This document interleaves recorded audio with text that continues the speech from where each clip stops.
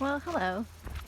So I thought that I would start a new kind of hiking video. And this one originates from this past summer when, due to COVID-19, basically anything that I used to do that would give me any sense of purpose was gone. I made a spreadsheet of basically every peak in New Hampshire,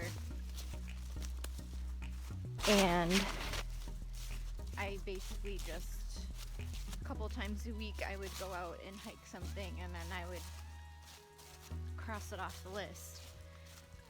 And there were some peaks on there that weren't really maintained trails that I ended up having to do a fair amount of bushwhacking to get to. But I always really enjoyed these trips because a lot of times, I would be the only person on these trails. So any peak that they would find, I would enjoy just for me. And it gave me a new purpose. How can I check off as many of these peaks as I can this summer? And I got through a lot of them. I barely made a dent in the total number of peaks that are in New Hampshire. I'm on my way to Saddleback Mountain of the Rockingham County of New Hampshire. And there's some nice red blazes to mark the trail. So far the trail's been very well maintained, but I anticipate a fair amount of bushwhacking ahead.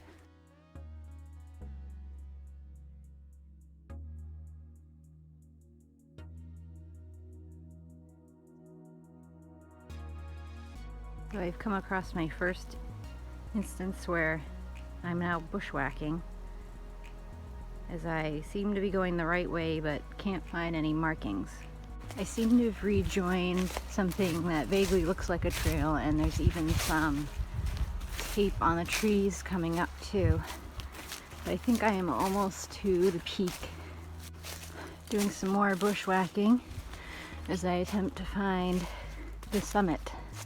So this is Saddleback Mountain. There's another peak that's like that way that has slightly higher elevation, but this is considered the peak of Saddleback.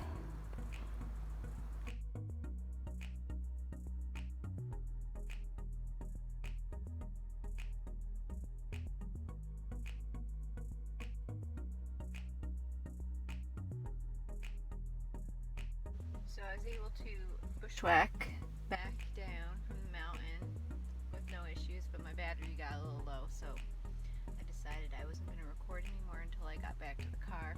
Worked out pretty good. I got a good little hike in, and I'm probably going to do more videos like this where I go someplace to check off a peak that I haven't done yet. And I thought this would be a good thing to do, especially when it gets to be winter time, because bushwhacking gets a little easier when there's snow on the ground because you can snowshoe it. So there's less branches and stuff to trip over. So that was my plan for finishing off some of the peaks that I had to actually bushwhack to, was to wait until winter time when there was snow on the ground.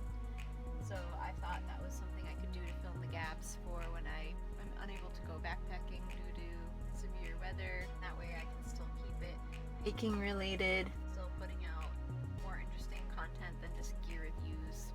In the meantime, I will see you next week. Happy trails!